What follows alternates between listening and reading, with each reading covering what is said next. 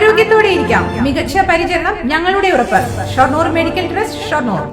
ഒറ്റപ്പാലത്ത് ഭാരതപ്പുഴയും കൈവഴികളും കരകവിഞ്ഞു. വെള്ളം കയറിയതോടെ വീടൊഴിഞ്ഞ കുടുംബാംഗങ്ങൾ തിരികെ എത്തി തുടങ്ങി. ബന്ധുവീടുകളിലേക്കും ദുരിതാശ്വാസ ക്യാമ്പിലേക്കും മാറിയവരാണ് വീടുകളിലേക്ക് മടങ്ങിയെത്തുന്നത്.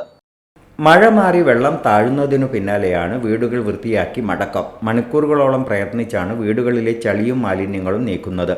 ഫർണിച്ചറുകളും വീട്ടുപകരണങ്ങളും യഥാസ്ഥാനത്ത് തിരിച്ചുവെക്കലാണ് അടുത്ത ഘട്ടം. ശുചീകരണത്തിന് പലയിടങ്ങളിലും സന്നദ്ധ പ്രവർത്തകരുടെ സഹായവുമുണ്ട്. അതേസമയം വീടുകൾക്കുള്ളിൽ പോലും കാണപ്പെടുന്ന ഇഴജന്തുക്കളാണ് കുടുംബങ്ങൾ നേരിടുന്ന വെല്ലുവിളി.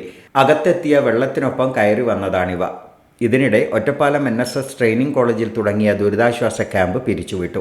കണ്യമ്പുറം, ശാന്തിനഗർ, ഈസ്റ്റ് ഒറ്റപ്പാലം, വടക്കേപ്പാത, കാഞ്ഞിരക്കടവ്, കിഴക്കേക്കാട് പ്രദേശങ്ങളിലെ 160ഓളം കുടുംബങ്ങളാണ് പ്രളയസമാനമായ സാഹചര്യത്തിൽ വീടൊഴിഞ്ഞിരുന്നത്.